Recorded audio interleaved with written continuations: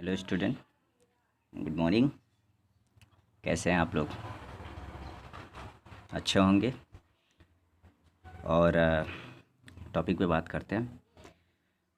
आप लोगों ने लेसन 2 का वर्ड मीनिंग कर लिया, जो ए लेटर टू गॉड है, जो जी.एल. फ्यून्स के द्वारा लिखा गया है।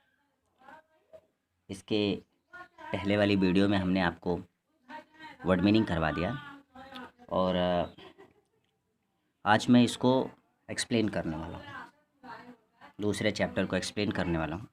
और एक बात और बता दूँ आपको कि जब आप एक्सप्लेन सुने, जब मैं एक्सप्लेन करूं और आप उसको सुने, तो वर्ड मीनिंग आपकी पूरी तरह से तैयार हो, या आप वर्ड मीनिंग की कॉपी साथ लेकर के बैठें तो आपको समझने में ज़्यादा आसानी होगी। ठीक है। और this is lesson 2, the name is letter to God, written by G L. Fuentes. ये जी.एल. फ्यून्स के द्वारा लिखा गया और ये कहानी है एक फार्मर की, एक किसान की कहानी है। लेटर टू गॉड जो है एक किसान की कहानी है। इस story of hard working farmer Lencho, जिसका नाम लेंचो है, who had firm belief in God. He had firm belief in God once his crop was destroyed due to hailstorm, so he wrote a letter to God seeking help, and postmaster wanted to receive the letter addressed to God. To keep Lencho's faith in God, he helped him by sending some money. But Lencho got angry. Lencho became angry when he received the money, as it was short from that he demanded. He writes another letter to God to send rest of money directly to him due to his unawareness of the real facts. He considers the post office employees as bunch of crooks. Then let us start. Hindi में समझते हैं इस कहानी को।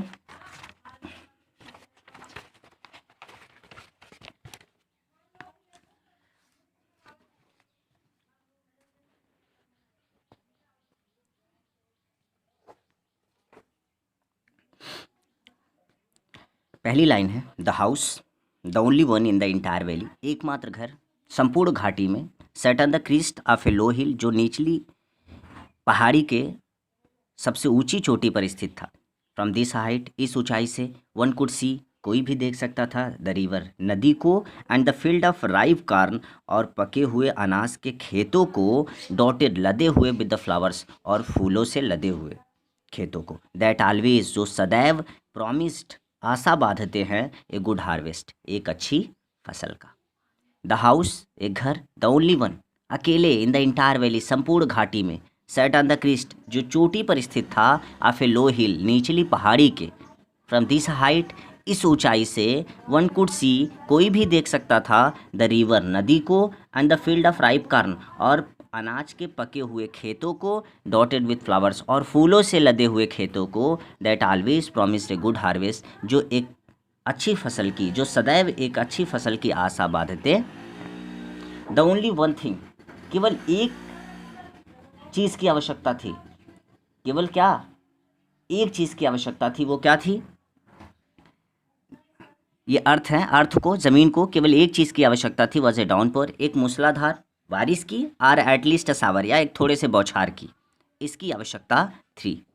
Through out, सुबह सुबह, through out the morning, मतलब बिल्कुल सुबह सुबह, Lencho who knew his fields intimately, जो अपने खेत को बहुत घनिष्ठ तरीके से जानता था, बिल्कुल परिचित था, हैड डन नथिंग, कुछ भी नहीं किया, else but seen the sky, आकाश देखने के अलावा, बादलों को देखने के अलावा, toward the north east, north east की तरफ, नॉर्थ ईस्ट की तरफ आकाश को देखने के अलावा लेंचो ने कुछ नहीं किया। Now we are really going to get some water, now we are going to really some water. Lencho क्या कहता है कि अपनी पत्नी से कहता है कि लगता है कि बारिश होने जा रही है, हमें कुछ पानी प्राप्त होने जा रहा है। द वुमेन वो औरत जो उसकी पत्नी है, हु वाज प्रिपेयरिंग सपर, जो शाम का भोजन बना रही है, रिप्लाइड उत्तर देती है, एस गॉड्स विलिंग, क्या, एट्स गॉड विलिंग मतलब भगवान की इच्छा, यदि भगवान ने चाहा तो। The older boys, the older boys, older boys बड़े लड़के, ओल्डर बॉयज मतलब बड़े लड़के, वर्किंग इन द फील्ड क्या कर रहे थे, खेतों में काम कर रहे थे, जबकि छोटे बच्चे, वाइल द स्मॉलर वंस जबकि छोटे बच्चे, वे आर प्लेइंग खेल रहे थे, नियर द हाउस घर के पास। और वो अंटिल, अंटिल का मतलब जब तक, वो तब तक खेलते रहते थे, ओमेन कॉल्ड देम ऑल जब तक उनको औरत बुला नहीं लेती थी, उनकी माँ बुला नहीं लेती थी, कम फॉर डिनर की भोजन के लिए आओ। It was during the meal ये भोजन का समय था, दैट जस्ट तभी तुरंत, एज लेंचो हैड प्रिडिक्टेड जैसा लेंचो ने भविष्यवाणी की थी, big drops of rain begin to fall वर्षा की बड़ी बड़ी बूंदें गिरना प्रारंभ हो गई। In the north east, north east की तरफ से, ह्यूज माउंटेन्स, ह्यूज माउंटेन्स मतलब विशाल पर्वत ऑफ क्लाउड्स बादलों के विशाल पर्वत, कुड बी सीन अप्रोचिंग बढ़ते हुए देखे जा सकते थे मतलब बढ़ रहे थे। द एयर वॉज फ्रेश हवा बिल्कुल ताजी थी, एंड स्वीट और मधुर थी। The man went out, the man went out वो आदमी अकेला वही आदमी है लेंचो, वेंट आउट बाहर गया, फॉर नो अदर रीज़न कोई दूसरा कारण नहीं था, than to have the pleasure of feeling the rain on his body वर्षा की बूंदों का अपने शरीर पर अनुभव करने के अलावा और उसके पास कोई रीज़न कोई कारण नहीं था। एंड व्हेन ही रिटर्न और जब वो लौटा, ही क्लैम्ड उसने बड़े आश्चर्य से बताया, हिज क्लैम्ड मतलब व्याख्या किया, आश्चर्य से बताया, these drops are not rain drops ये वर्षा की बूंदें नहीं हैं, these are not rain drops ये वर्षा की बूंदें नहीं हैं, फॉलिंग फ्रॉम द स्काई आकाश से गिरती हुई, दे आर न्यू कॉइन्स ये नए सिक्के हैं। क्या हैं ये नए सिक्के हैं। The big drops are 10 cent जो बड़ी बूंद है वो 10 सेंट की है, and the little ones are 5 और जो छोटी है वो 1 और 5 की है। With a satisfied expression, with a satisfied expression, satisfied expression का मतलब क्या होता है, आत्म मतलब संतुष्टि के भाव से, संतुष्टि के भाव से, बिल्कुल संतुष्टि के भाव से उसने ही रिगार्डेड, ही रिगार्डेड, रिगार्डेड का मतलब हमने आपको बताया था क्या होता है, रिगार्डेड का मतलब याद किया बताया, ही regarded the field of ripe corn उसने क्या किया, लदे उसे लगा, रिगार्डेड उसे लगा कि the field of ripe corn जो पके हुए अनाज के खेत हैं, विथ इट्स फ्लावर अपने फूलों के साथ, drived in a curtain of rain वर्षा की बूंदों से वो क्या हो गए हैं, ढक गए हैं, वर्षा की बूंदों से क्या हो गए हैं, ढक गए हैं। बट सडनली लेकिन अचानक, a strong wind began to blow एक तेज हवा बहना प्रारंभ हो गई, and along with the rain बरसात के साथ साथ very large hail stone began to fall बड़े बड़े ओले गिरने प्रारंभ हो गए। These truly did resemble new silver coins वास्तव में ये चांदी के सिक्के प्रतीत हो रहे थे। द बॉयज लड़के एक्सपोजिंग देमसेल्स अपने आप को खुला छोड़ दिए थे, टू द रेन बरसात में रन आउट दौड़ रहे थे, to collect the frozen pearls जमे हुए मोतियों को इकट्ठा करने के लिए, अर्थात उन गिरते हुए ओलों को इकट्ठा करने के लिए वो अपने आप को खुला छोड़ दिए थे, बारिश में दौड़ रहे थे। It is really getting bad now वास्तव में अब बुरा होता जा रहा था। अब ये क्या हो रहा है, बुरा हो रहा है। देखिए इन्वर्टेड कामा में दिया हुआ है और ये लेंचो के का स्टेटमेंट है कि अब क्या हो रहा है, बुरा हो रहा है। एक्सक्लेम्ड द मैन उस आदमी ने कहा, I hope it passes quickly मैं आशा करता हूँ कि ये जल्दी से क्या हो जाए, समाप्त हो जाए। यहाँ देखिए कोई सुनने वाला दिखाई नहीं दे रहा, तो जब कोई सुनने वाला दिखाई नहीं दे और ऐसा लगे कि वो अपने आप से बात कर रहा है तो वो सॉलिलॉगी होता है। सॉलिलॉगी क्या होता है, जब एक दूसरे से बात करते हैं और सुनने वाला कोई होता है तो उसको ड्रामेटिक मोनोलॉग कहते हैं लिटरेचर में, और जब कोई अपने आप से बात करता है तो उसको सॉलिलॉगी कहते हैं। जैसे विलियम शेक्सपियर का एक प्ले है, क्या नाम है उसका, हैमलेट। हैमलेट में 7 सॉलिलॉगी हैं। उसका जो कैरेक्टर है हैमलेट वो अपने आप से बात करता है और एक बार नहीं 7 बार अपने आप से बात करता है। और उसी पर एक मूवी आई है हैदर, उसमें भी वो सॉलिलॉगी दिखाई गई है। तो अकेले खुद से बात करना क्या होता है, सॉलिलॉगी होता है। यहाँ पर भी कोई दिखाई नहीं दे रहा जिससे वो बात कर रहा है, हो सकता है वो कोई हो भी, लेकिन ये जानते रहिए कि अपने आप से बात करना क्या कहलाता है, सॉलिलॉगी कहलाता है। ठीक है। It is really getting bad now अब क्या हो रहा था, बुरा हो रहा था। एक्सक्लेम द मैन उस आदमी ने कहा, I hope it passes quickly मैं आशा करता हूँ कि ये जल्दी से क्या हो जाए, समाप्त हो जाए। It did not pass quickly लेकिन ये जल्दी से समाप्त नहीं हुआ। फॉर एन आवर 1 घंटे तक the hail rained on the house क्या होता रहा? ओले गिरते रहे घरों पर, द गार्डन बगीचों में, द हिल साइड पहाड़ी क्षेत्रों में, द कॉर्नफील्ड खेत के मैदानों में, एंड द होल वैली और पूरी घाटी में। द फील्ड वाज वाइट, पूरा फील्ड पूरा मैदान सफ़ेद हो गया, as if covered with salt, जैसे नमक से ढक गया हो। नॉट अ लीफ रिमेंड, एक भी पत्तियां नहीं बची, ऑन द ट्रीज पेड़ों पर। The corn was totally destroyed, क्या हो गया? अनाज पूरी तरह से डिस्ट्रॉय हो गया। द फ्लावर्स वेयर गॉन, फूल भी झड़ गए, फ्रॉम द प्लांट्स पौधों से। Lencho soul was filled with sadness, लेंचो का हृदय दुख से भर गया। When the storm had passed, जब स्टॉर्म समाप्त हो गया, जब आंधी तूफान समाप्त हो गया, ही स्टूड, वो खड़ा हो गया, in the middle of the field, खेत के बीच में वो खड़ा हुआ। कहाँ पे? In the middle of the field, खेत के बीच में। And said to his sons, और अपने पुत्रों से कहा, अपने पुत्रों से क्या कहा?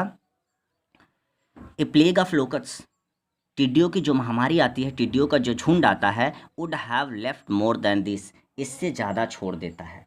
क्या करता है? टिड्डों का समूह भी इससे ज़्यादा छोड़ दे। आजकल टिड्डे बहुत चर्चा में हैं, कुछ महीने पहले पाकिस्तान में चर्चा में थे, और आजकल इंडिया में चर्चा है। पाकिस्तान से ईरान के रास्ते वो इंडिया में आ रहे हैं। और एक टिड्डा 2 ग्राम भोजन प्रतिदिन खाता है, और 1 वर्ग किलोमीटर में इतने टिड्डे आ जाते हैं कि 3,500 व्यक्तियों का भोजन एक दिन में खा सकते हैं। बहुत बड़ी आपदा है ये, नेक्स्ट कोरोना के बाद। तो ये वही कह रहा है कि ए प्लेग ऑफ लोकस, टिड्डों की जो महामारी आती है, would have left more than this, इससे अधिक छोड़ देती है। ठीक है। The hail has left nothing, लेकिन इस ओले ने कुछ भी नहीं छोड़ा। This year we will have no corn, इस साल हमारे पास अनाज नहीं होगा, या इस साल हमको अनाज नहीं मिलेगा।